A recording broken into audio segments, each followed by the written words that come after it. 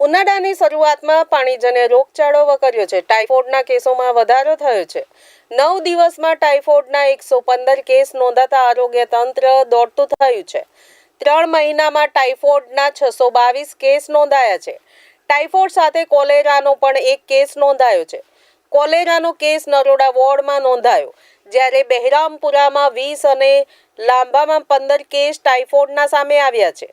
ટાઇફોઇડના કેસની ઝોન મુજબ વાત કરવામાં આવે તો દક્ષિણ ઝોનમાં 51, મધ્ય ઝોનમાં 10, પશ્ચિમ ઝોનમાં 5, દક્ષિણ પશ્ચિમ ઝોનમાં 7, ઉત્તર ઝોનમાં 15, પૂર્વ ઝોનમાં 27 કેસ નોંધાયા છે. પાણીજન્ય રોગચાળો ઉપરાંત મચ્છરજન્ય રોગચાળામાં ડેન્ગ્યુના 5 અને ચિકનગુનિયાનો 1 કેસ નોંધાયો છે.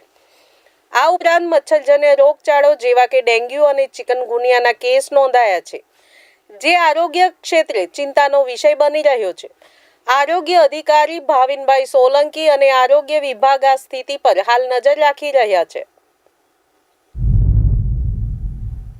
હાલમાં ઉનાળાની સિઝનમાં અમદાવાદ મ્યુનિસિપલ કોર્પોરેશન દ્વારા પાણીજન્ય કેસીસ અટકાવવા માટેના પ્રયત્ન કરવામાં આવી રહ્યા છે. મુખ્યત્વે જે વિસ્તાર છે, મેઇનલી સાઉથર્ન બેલ્ટ છે, ઈસ્ટર્ન બેલ્ટ છે, ત્યાં પાણીના પોલ્યુશનની કમ્પ્લેન પણ વધારે હોય છે.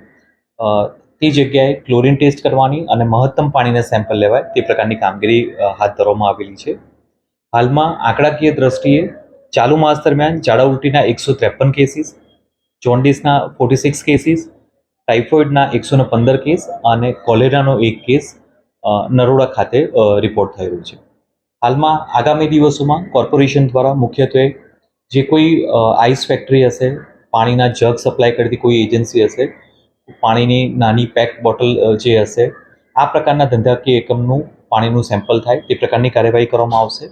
અને જે કોઈ શેરડીના રસનું વેચાણ થતું હોય, કટ ફ્રૂટ્સનું ડિસ્ટ્રીબ્યુશન થતું હોય, આ પ્રકારના જગ્યાએ ચેકિંગ કોર્પોરેશન દ્વારા હાથ ધરવામાં આવશે.